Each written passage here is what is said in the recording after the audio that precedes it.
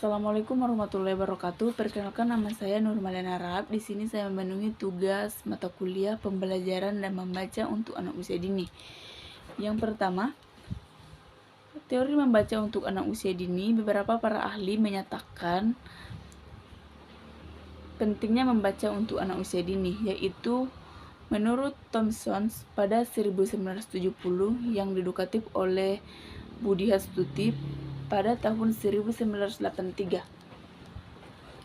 Dalam Hawadi menyatakan bahwa yang paling tetap untuk belajar membaca adalah saat anak-anak duduk di TK. Dan menurut Montessori dalam Subbab Fresh pada 2010, anak usia 4-6 tahun berada pada masa peka untuk belajar membaca.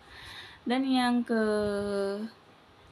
ketiga, menurut Papalia menyatakan bahwa membaca bagi anak adalah salah satu cara paling efektif untuk literasi.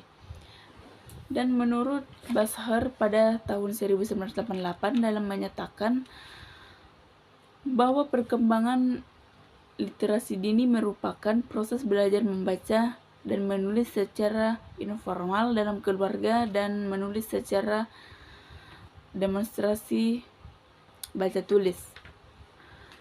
Yang kedua, pengertian membaca. Membaca menurut Santrok adalah kemampuan untuk memahami wacana tertulis. Membaca yang baik menurut Santrok apabila seorang telah menguasai aturan bahasa dasar, yaitu seperti fonologi, morfologi, sintaksis, dan semantik. Dan Taringan menyatakan ada dua keterampilan penting dalam membaca. Yang pertama, pentingnya membaca dalam bersifat mekanis, dan yang kedua, keterampilan membaca yang bersifat memahami. Yaitu yang ketiga, hakikat membaca, permulaan dan tahapan membaca. Yaitu membaca permulaan menurut Baraja adalah belajar mengenal langkah-langkah bunyi, bahasa, dan langkah-langkah huruf.